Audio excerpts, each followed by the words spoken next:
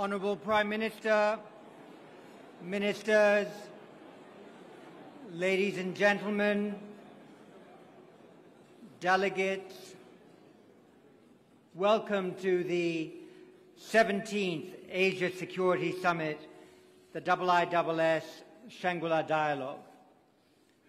Since 2002, this summit has provided the diplomatic equivalent of economies of scale to regional security policymaking.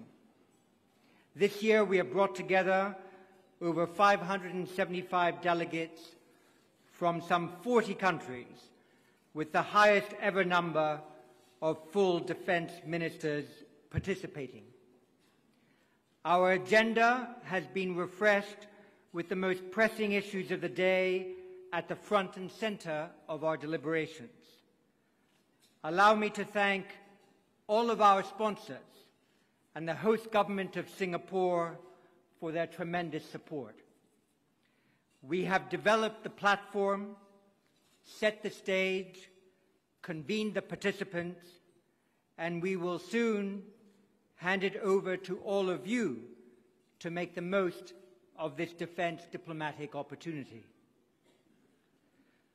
While I have never attended a conference where the host did not style the event as timely, who present here today or watching from abroad would doubt that this Shangri-La Dialogue is taking place at a crucial time and in the right place?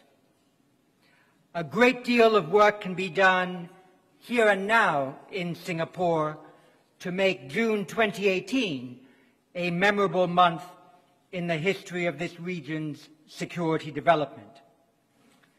At the IISS, we generate facts, produce analysis, and exert influence in the service of a better understanding by governments, the private sector, and the expert and opinion-forming communities on questions of conflict, however caused, that may have an important military content. This year, we celebrate our 60th anniversary. Since so many of our good friends are in this hall tonight, let me, on behalf of the Institute's trustees and council, thank you for your interest in and support for the work that the IISS conducts. For this Shangri-La Dialogue, we have put before you the very best of our facts and analysis relevant to this region.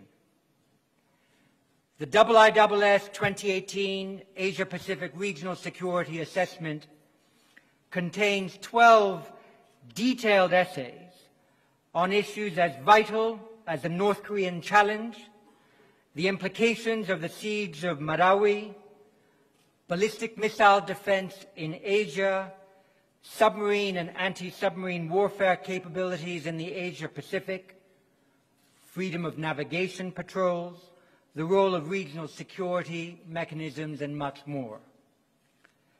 For military facts on the region, the IISS Military Balance Book, begun in 1959 as a 16-page pamphlet and now a 600-page encyclopedia, has been the best general resource.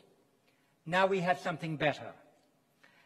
The Military Balance Plus relational electronic database we have created revolutionizes the ability to interrogate our data. A user of the IISS Military Balance Book wanting to know which countries around the world operate active radar homing air-to-air missiles would get the right answer in 4 hours and 45 minutes. A user of the database will get the right answer in 50 seconds.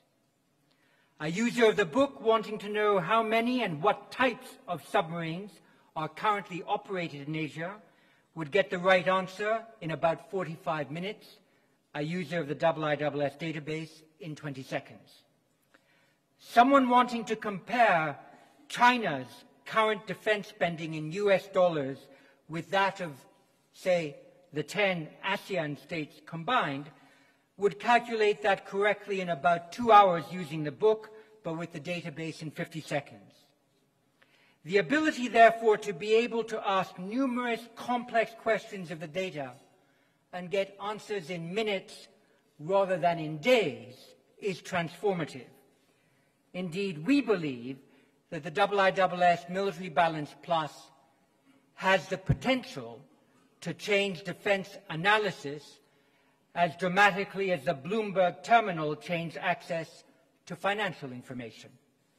And so we will be speaking to a number of you over this weekend about how to get access to this splendid analytical tool. For the IISS, objective facts and clear-headed analysis are important for the encouragement of transparent strategic debate. Also vital is to ensure that different national perspectives are brought to bear on the discussion of complex regional issues. The very definition of the region geopolitically is changing, as some stick to the Asia-Pacific nomenclature and others migrate, so to speak, to the Indo-Pacific moniker. Certainly, the Pacific and Indian Oceans are increasingly acknowledged as a single, integrated strategic theater. It is in recognition of that reality that we invited as our keynote speaker this evening to help frame our discussions for this Shangri-La Dialogue the Prime Minister of India, Shri Narendra Modi, known for his decisive leadership both at home and abroad. 4 years ago, Narendra Modi was elected the leader of a country of 1.3 billion people with a resounding electoral mandate. His Bharatiya Janata Party became the first party in 3 decades to win an outright majority of seats in the federal parliament. This success was further enhanced through successive victories in state elections, with the BJP and its allies now forming governments in 20 of India's 29 states. Prime Minister Modi has unveiled a vision of a new India based on development opportunities and the economic and social transformation that he has initiated. He has taken tough decisions on the economy, including the earlier demonetization of the currency and the implementation of the goods and services tax. With government growth expected at 7.4% at least this year, India will once again become the fastest growing large economy in the world. Later this year, or early next year, India is also expected to overtake the UK to become the 5th largest economy in the world. This provides India a greater profile on the world stage, underpinned by the Prime Minister's personal style and flair for diplomacy, coupled to his focus on Indian diaspora communities worldwide. Last year, he became the first Indian Prime Minister to visit Israel. This year, he was the first to host all ASEAN leaders at India's Republic Day parade, and his participation in this year's Commonwealth Heads of Government Summit in London was the first for an Indian Prime Minister for nearly a decade. One of Prime Minister Modi's earliest foreign policy decisions was to rename India's existing Look East policy Act East, highlighting India's renewed focus on ASEAN states and shifting the emphasis of what had previously been an economic and trade-based policy to one aimed at nurturing political and security relationships. We look forward to what Prime Minister Narendra Modi has to say about India's foreign and security policy priorities in the Indo-Pacific region. Prime Minister, this podium and the floor is yours. Prime Minister.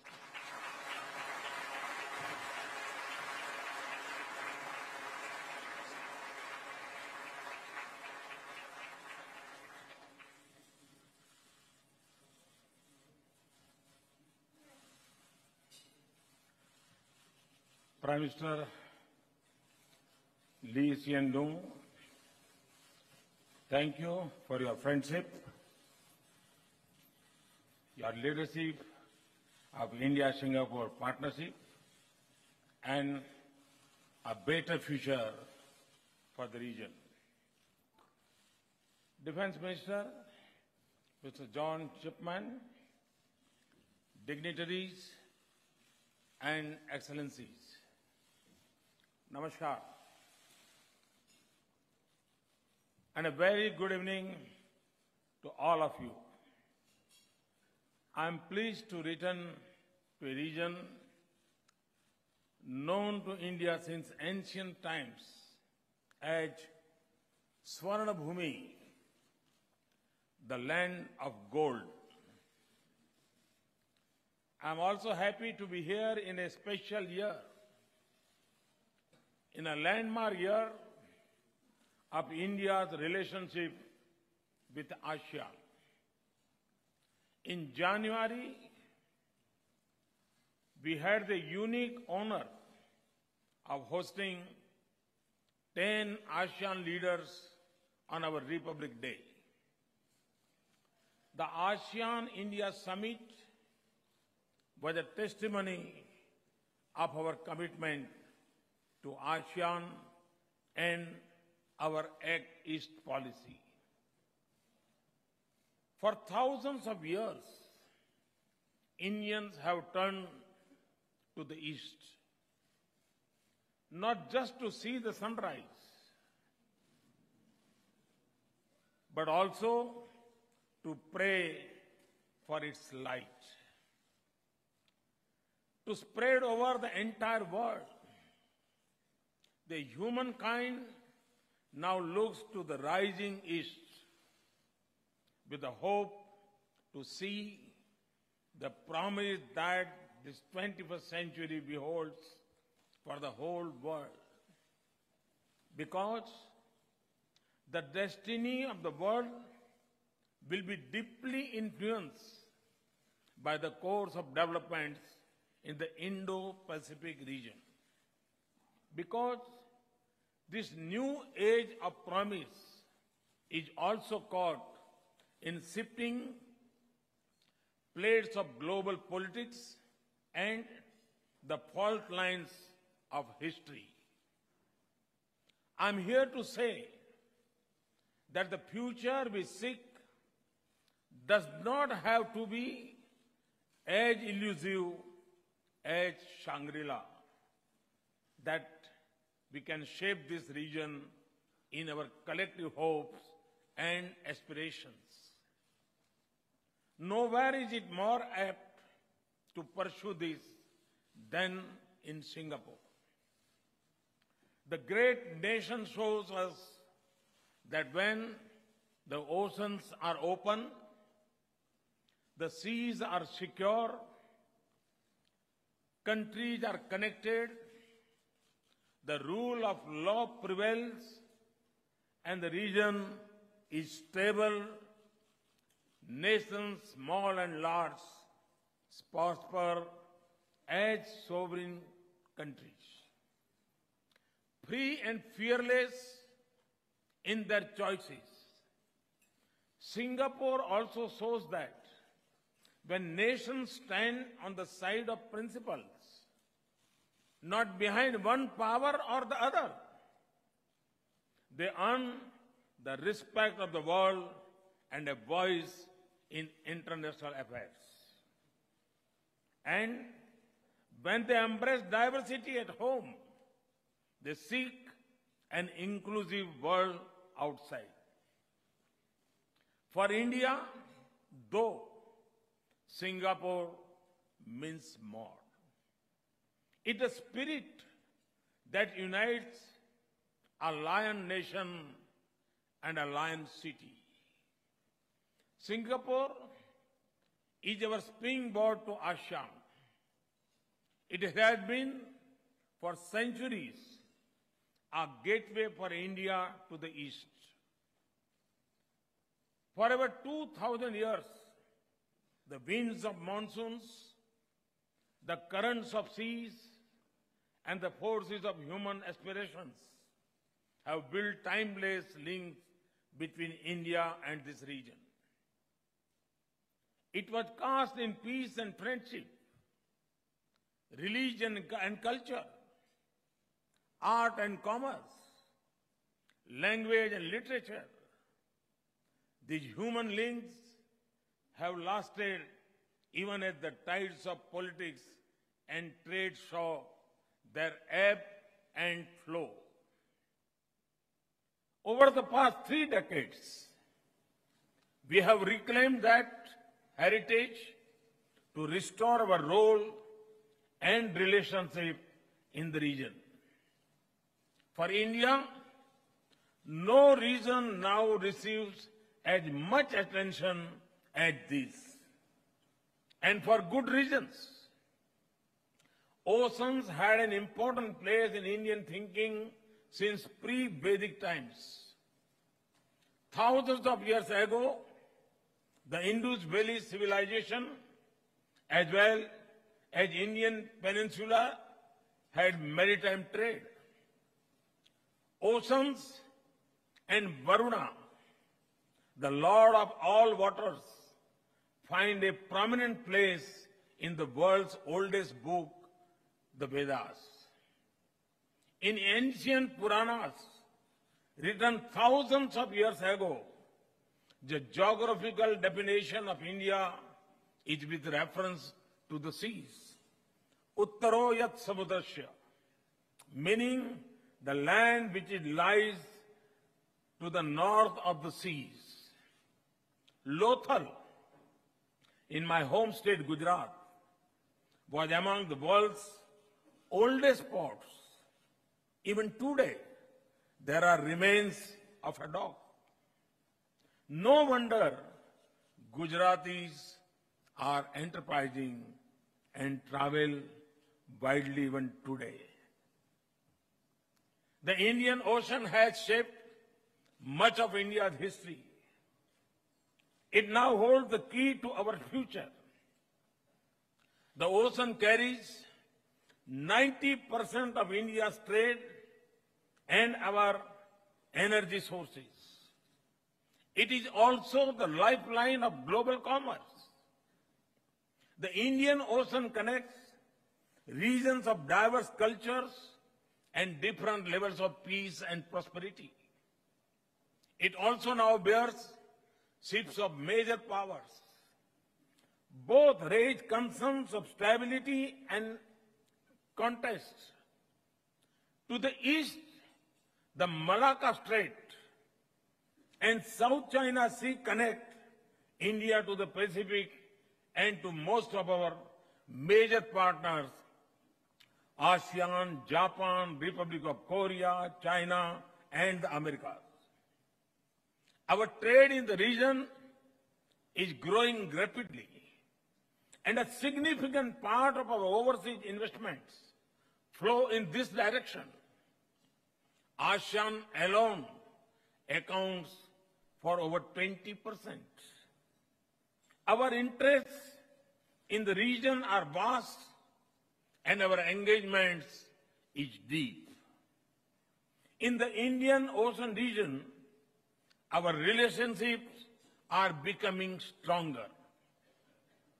We are also helping build economic capabilities and improve maritime security for our friends and partners. We promote collective security through forums like Indian Ocean Naval Symposium. We are advancing a comprehensive agenda of regional cooperation through Indian Ocean Rim Association. And we also work with partners beyond the Indian Ocean region to ensure that the global transit routes remain peaceful and free for all. 3 years ago in Mauritius, I described our vision in one word, Sagar, which means ocean in Hindi. And Sagar stands for security and growth for all in the region. And that is the creed we follow to our east. Now even more vigorously through our Act East policy, by seeking a joint India, especially our east and northeast with our land and maritime partners to the east. Southeast Asia is our neighbor by land and sea. With each Southeast Asian country, we have growing political, economic, and defense ties.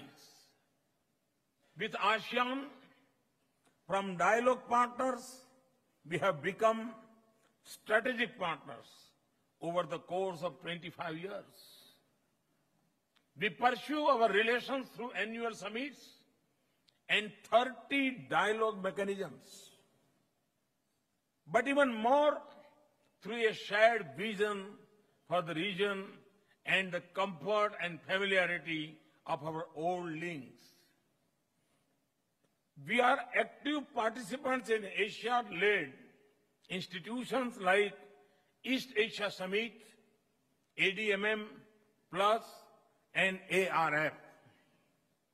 We are part of BIMSTEC and Mekong-Ganga Economic Corridor, a bridge between South and Southeast Asia. Our ties with Japan, from economic to strategic, have been completely transformed. It is a partnership of great substance and purpose that is cornerstone of India's Act East policy. There is a strong momentum in our cooperation with Republic of Korea, and there is a fresh energy in our partnership with Australia and also New Zealand. With several of our partners, we meet in formats of 3 or more. More than 3 years ago, I landed at dawn in Fiji to start a successful new phase of engagement with Pacific Island nations. The meetings of the Forum of India-Pacific Islands Cooperation, FIPIC, have bridged the distance of geography through shared interest and action.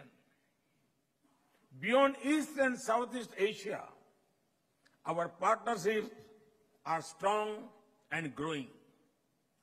It is a measure of our strategic autonomy that India's strategic partnership with Russia has matured to be special and privileged.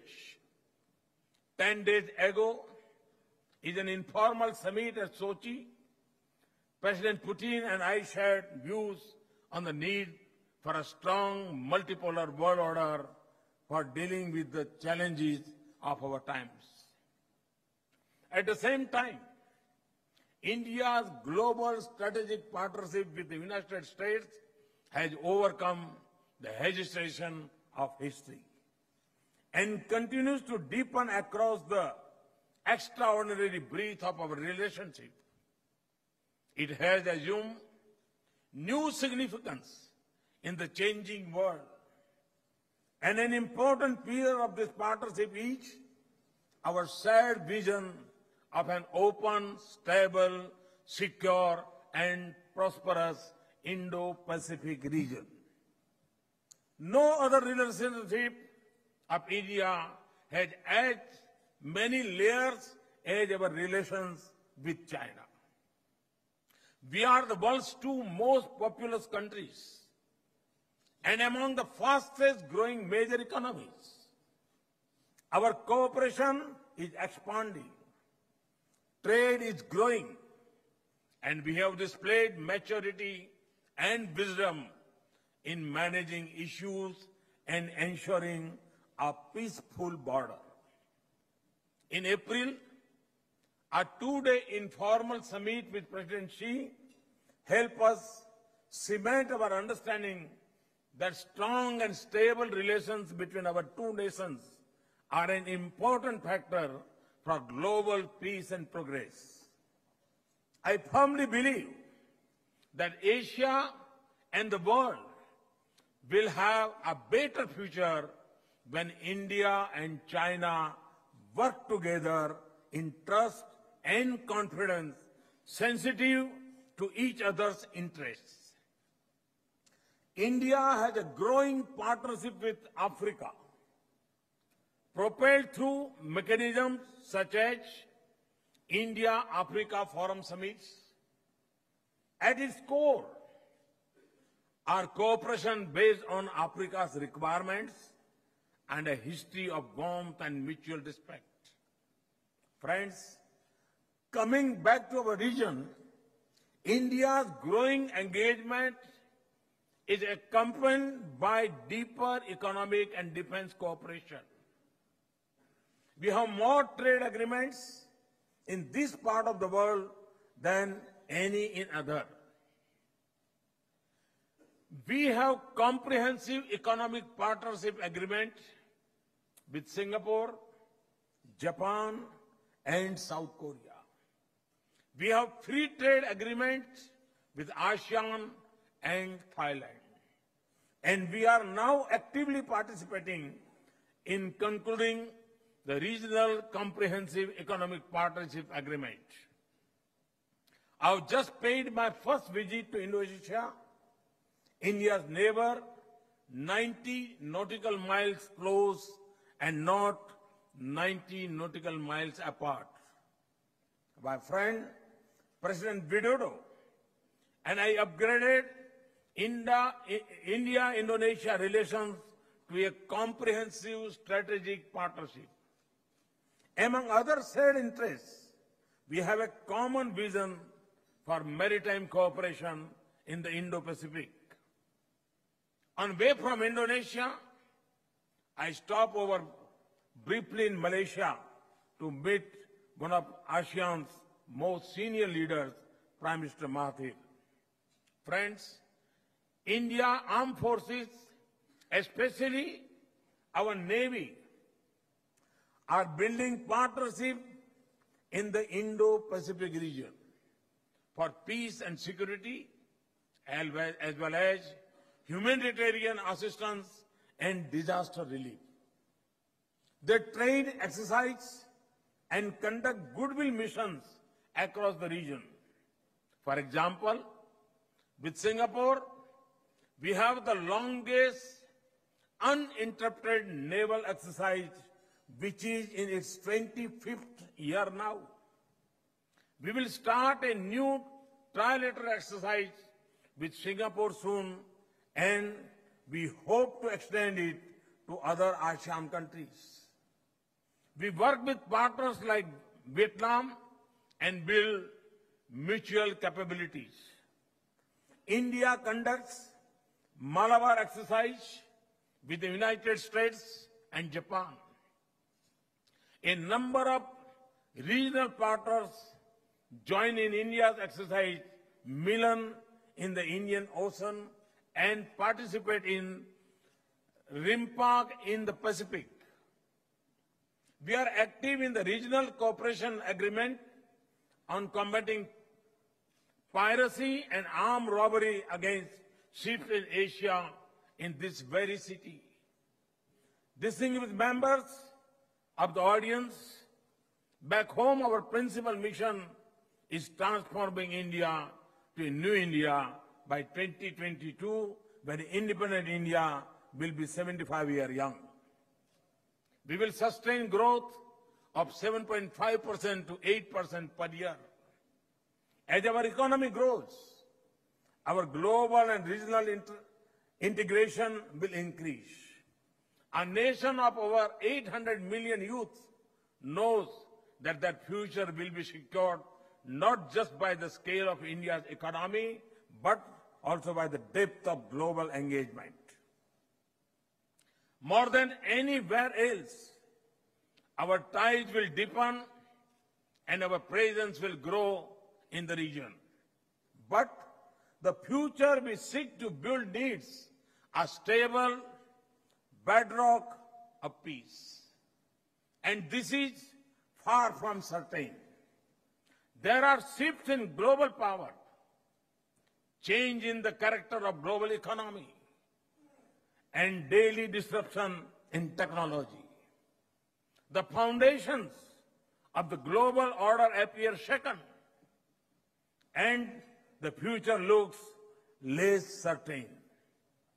For all our progress, we live on the edge of uncertainty, of unsettled questions and unresolved disputes, contents and claims, and clashing visions and competing models.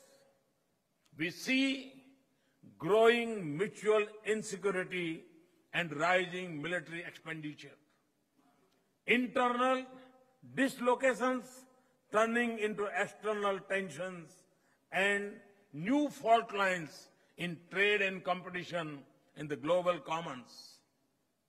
Above all, we see assertion of power over recourse to international norms. In the midst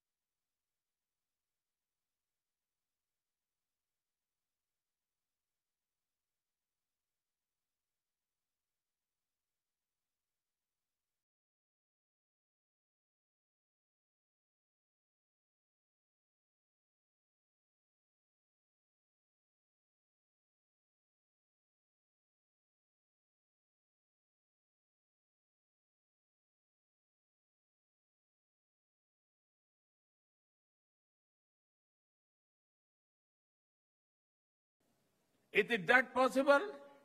Yes, it is possible. I see ASEAN as an example and inspiration. ASEAN represents the greatest level of diversity of culture, religion, language, governance, and prosperity of any grouping in the world. It was born when Southeast Asia was a front line of global competition, a theater of a brutal war, and a region of uncertain nations. Yet, today, ASEAN has united 10 countries behind a common purpose.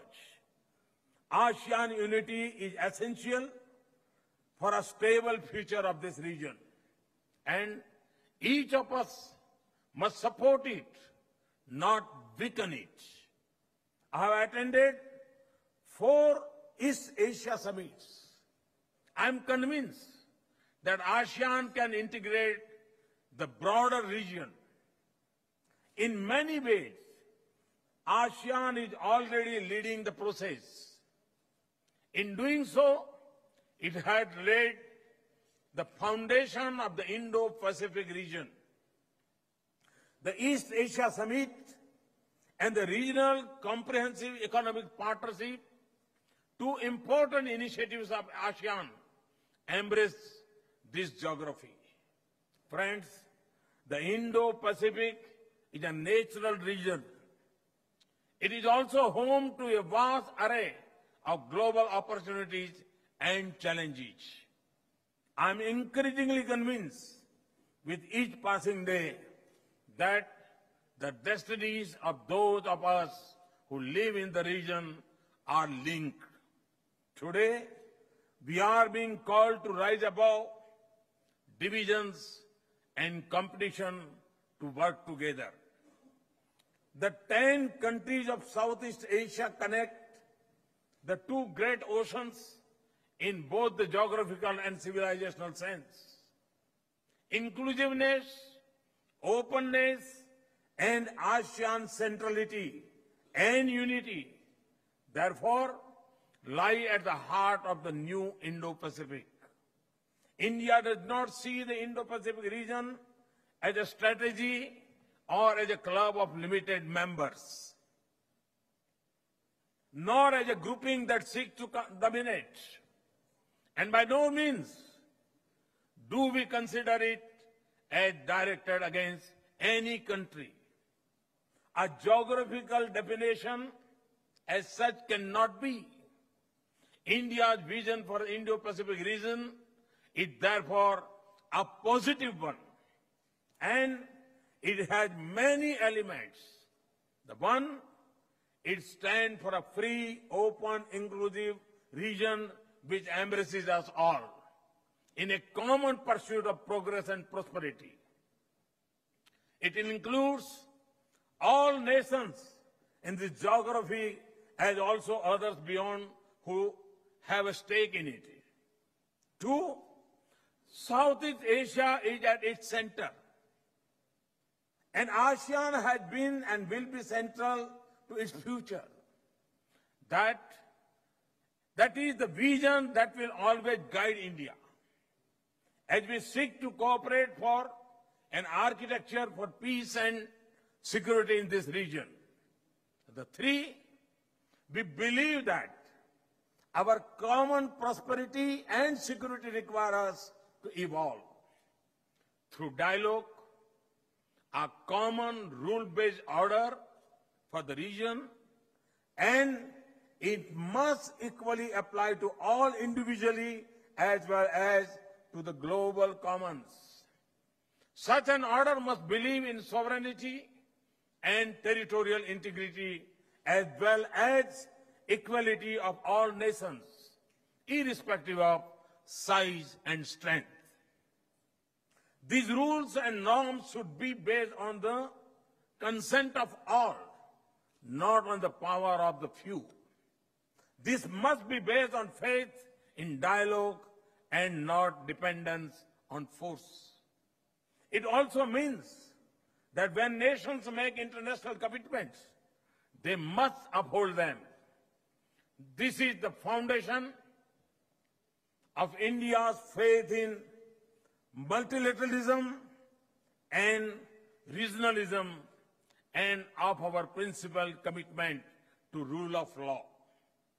4, we should all have equal access as a right under international law to the use of common spaces on the sea and in the air. That would require freedom of navigation, unimpeded commerce, and peaceful settlement of disputes in accordance with international law. When we all agree to live by that code, our sea lanes will be pathways to prosperity and corridors of peace. We will also be able to come together to prevent maritime crimes, preserve marine ecology, protest against disasters, and prosper from blue economy. The 5, this region and all of us have benefited from globalization. Indian food is among the best example of these benefits. But there is growing protectionism in goods and in services. Solutions cannot be found behind walls of protection, but in embracing change. What we seek is a level playing field for all. India stands for open and stable international trade regime. We will also support rule-based, open, balanced, and stable trade environment in the Indo-Pacific region, which lifts up all nations on the tide of trade and investment. That is what we expect from regional comprehensive economic partnership. RCEP must be comprehensive as the name suggests and the principles declared. It must have a balance among trade, investment, and services. The 6th, connectivity is vital. It does more than enhance trade and prosperity. It unites a region. India has been at the crossroads for centuries. We understand the benefits of connectivity. There are many connectivity initiatives in the region. If these have to succeed, we must not only build infrastructure, we must also build bridges bridges of trust. And for that, these initiatives must be based on respect for sovereignty and territorial integrity. Consultation, good governance, transparency, viability, and sustainability. They must empower nations, not place them under impossible debt burden. They must promote trade, not strategic competition. On these principles, we are prepared to work with everyone. India is doing its part by itself and in partnership with others like Japan, in South Asia and Southeast Asia. In the Indian Ocean, Africa, West Asia and beyond. And we are important stakeholders in New Development Bank and the ASEAN Infrastructure Investment Bank. Finally, all of this is possible if we do not return to the age of great power rivalries.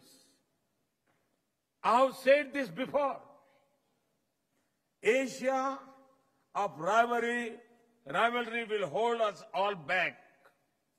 Asia of cooperation will shape this century. So each nation must ask itself, are its choices building a more united world or forcing new divisions? It is a responsibility that both existing and rising powers have. Competition is normal, but contents must not turn into conflicts. Differences must not be allowed to become disputes. Distinguished members of this audience, it is normal to have partnership on the basis of shared values and interests. India, too, has many in the region and beyond. We will work with them individually or in formats of 3 or more for stable and peaceful region. But our friendships are not alliances of containment. We choose the side of principles and values, of peace and progress, not one side for divide or the other. Our relationships across the world speak for our position. And when we can work together, we will be able to meet the real challenges of our times. We will be able to protect our planet. We will be able to ensure non-proliferation. We will be able to secure our people from terrorism and cyber threats. In conclusion, let me say this again. India's own engagement in the Indo-Pacific region, from the shore of Africa to that of the Americas, will be inclusive. We are inheritors of Vedanta philosophy that believes in essential oneness of all and celebrates unity in diversity. Ekam satya vipraha baudha vadanti. Truth is one. The learner speaks of it in many ways. That is the foundation of our civilization ethos of pluralism, coexistence, openness, and dialogue. The ideals of democracy that define us as a nation also shape the way we engage the world. So, it translates into 5 S's in Hindi. Samman, respect. Samvad, dialogue. Sahyog, cooperation. Shanti, peace. And Samruddhi, prosperity. It is easy to learn these words. So, we will engage with the world in peace, with respect, through dialogue and absolute commitment to international law. We will promote a democratic and rule-based international order in which all nations, small and large, thrive as equal and sovereign. We will work with others to keep our seas, space, and airways free and open. Our nation secure from terrorism and our cyberspace free from disruption and conflict. We will keep our economy open and our engagement transparent. We will share our resources, markets, and prosperity with our friends and partners. We will seek a sustainable future for our planet and through the new International Solar Alliance, together with France and other partners. This is how we wish ourselves and our partners to proceed in this vast region and beyond. The ancient wisdom of the region is our common heritage. Lord Buddha's message of peace and compassion has connected us all. Together, we have contributed much to human civilization, and we have been through the devastation of war and the hope of peace. We have seen the limits of power, and we have seen the fruits of cooperation. This world is at a crossroad. There are temptations of the worst lessons of history, but there is also a path of wisdom. It summons us to a higher purpose. It rises above a narrow view of our interests and recognizes that each of us can serve our interests better when we work together. As equals in the larger good of all nations, I am here to urge all to take this path. Thank you for this invitation. Thanks a lot.